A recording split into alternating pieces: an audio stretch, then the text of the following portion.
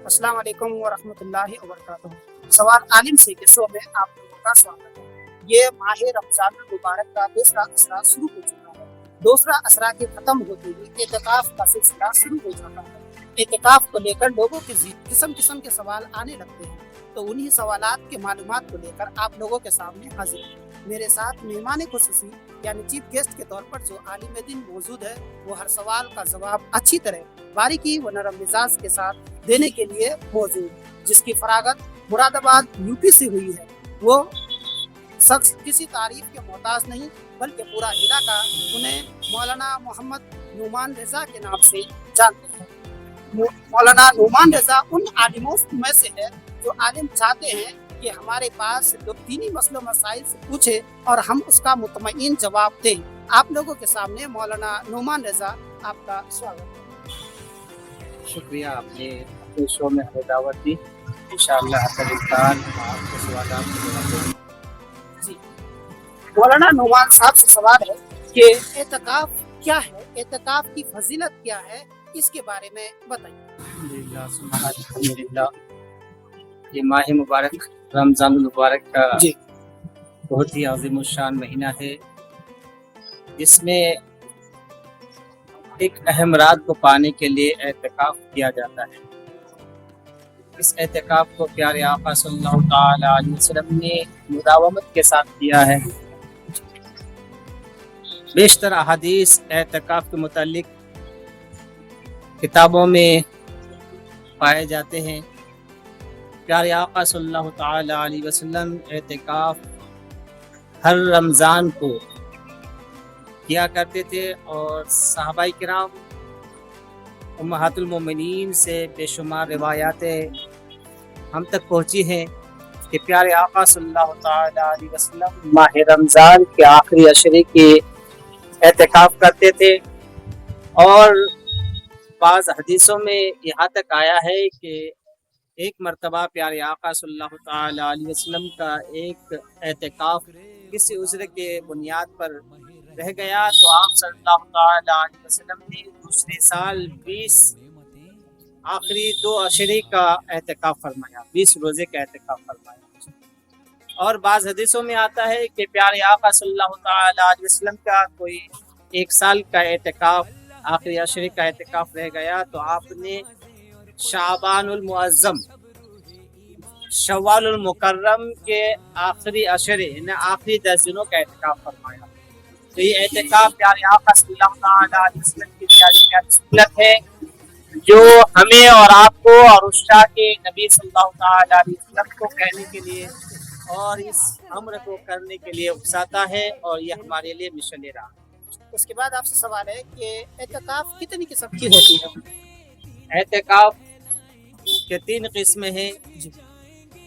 एतकाफ वाजिब, एतकाफ सुन्नत और एतकाफ नफ़ल, जिसे मुस्तहब भी कहा जाता है। एतकाफ वाजिब, अगर किसी ने मन्नत मांगी, नजर मानी कि अगर मेरा फला काम हो गया, मैं एग्जाम में पास हो गया, या फिर तबीयत कोई अच्छा हो कामयाबी गई, मिल गई, तबीयत सही हो गई, तो मैं एतकाफ करूंगा।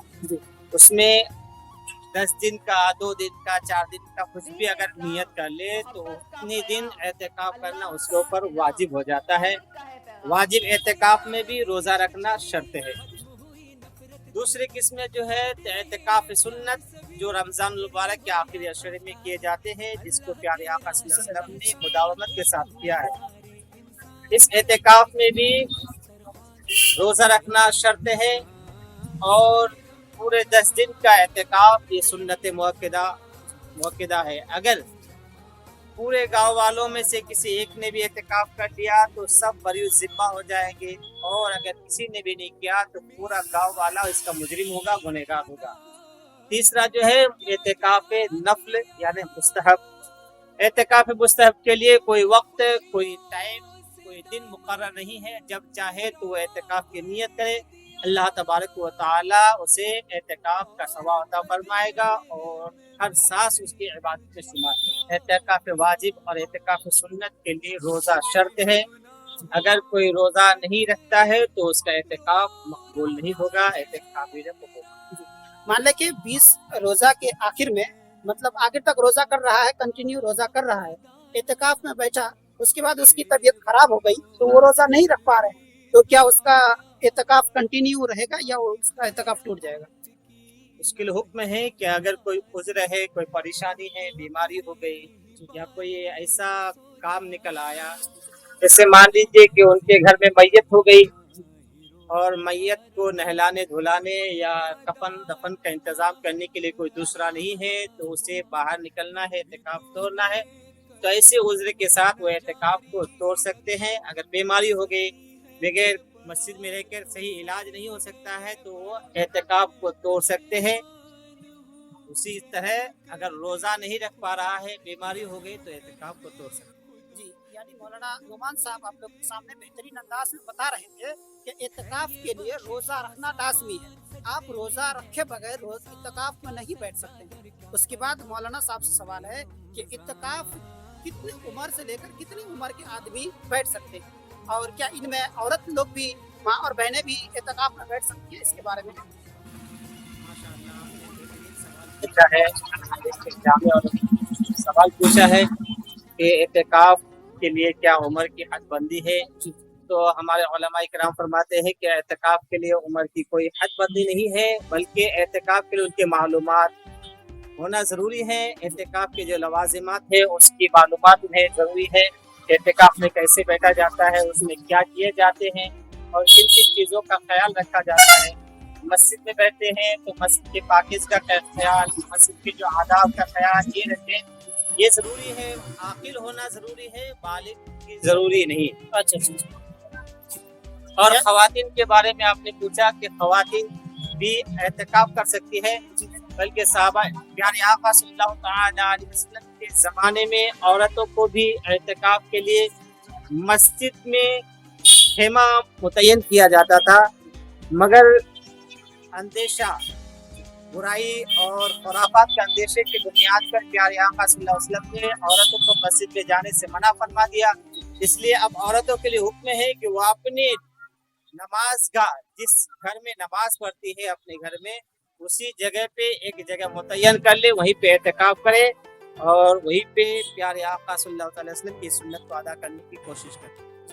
एतकाफ में जब कोई आदमी बैठता है तो उसको लाजमी है कि वो तिलावत करे, कुरान शरीफ पढ़े, तस्बीह पढ़े। तो आपसे सवाल है कि क्या बगैर पढ़े लिखे आदमी एतकाफ में बैठ सकता है क्या? ये तो हमारी और आपकी अलमिया है कि एतकाफ में तज़किये नफ्स के लिए और ऐसे लोगों को एतकाफ में बैठाए जाते थे पहले ज़माने में कि जो पूरे गांव वालों की रहनुमाई करे। वहाँ से निकलने के बाद पूरे गांव वालों की रहनुमाई करे, ऐसे पढ़े लिखे तबकों को, अच्छे दानिश्वर तबकों को एतकाफ में बैठाए जाते थे। मगर आजकल क्या होता है कि किसी को भी जिसे पढ़ना नहीं आता है, जिसे कुछ मालूमात नहीं है, एतकाफ के लवाजिमात आदाब मालूम नहीं है, मस्जिद के आदाब मालूम नहीं है और सोसाइटी के जो मालूमात है कुछ मालूम नहीं है, ऐसे लोगों को एतकाफ में ला कर बैठा देते हैं। ये हमारी और आपकी अलमिया है।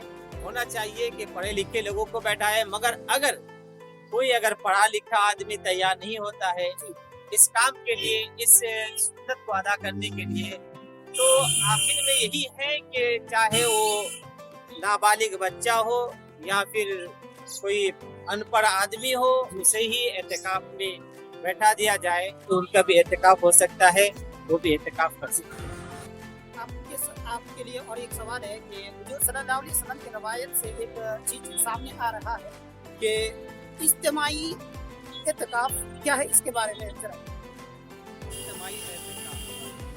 चंद लोग मिलकर एतकाफ में जो बैठते हैं उसके बाद इज्तिमाई एतकाफ भी कर सकते हैं। एक ही मस्जिद में एक आदमी एतकाफ करे तो भी हो सकता है, अगर 10 आदमी बैठना चाहे तो भी हो सकता है, 40 आदमी बैठना चाहे तो भी हो सकता है। जैसे कि दावत इस्लामी के मातहत कई मस्जिदों में 10-10, 20-20 लोगों के एतकाफ के नियत करके लोगों को बैठाया जाते हैं, उनको तरबियत दिए जाते हैं।